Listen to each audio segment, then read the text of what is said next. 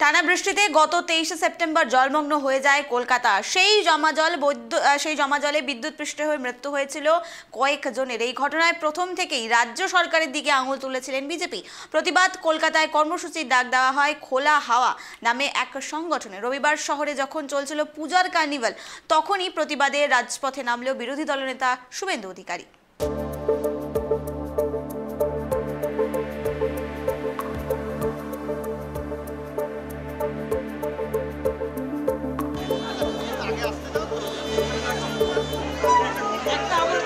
এই মুহূর্তে বিরোধী দলনেতা শুভেন্দু অধিকারী রয়েছেন। শুভেন্দুবাবু, যে ঘটনা উত্তরবঙ্গে ঘটলো, কি বলবেন? এতগুলো মানুষের প্রাণ চলে গেল, কলকাতাতে বৃষ্টিতে এই একই ধরনের ঘটনা। দেখুন, ওয়েদার রিপোর্ট ছিল, এরা প্রিপারেশন না নিলে কি করা যাবে?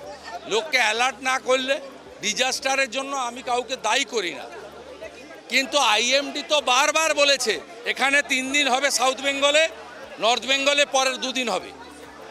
আইএমডির যা এখানে কলকাতাতেও আইএমডির রিপোর্টিং ছিল। এরা দে আর নট সিরিয়াস, এরা গভর্নমেন্ট চালাতে চায় না,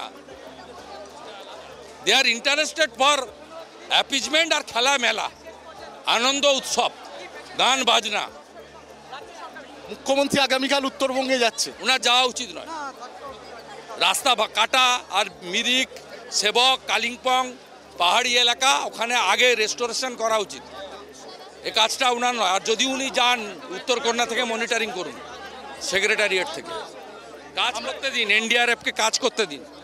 আমরা কথা বললাম বিরোধী দলনেতা শুভেন্দু অধিকারীর সঙ্গে, এবং তার যেটা স্পষ্ট বক্তব্য যে ঘটনা ঘটেছে তার জন্য রাজ্য প্রশাসনই কিন্তু মূলত দায়ী, এবং এই ঘটনার জন্য তিনি কিন্তু মুখ্যমন্ত্রীকেই দায়ী করছেন।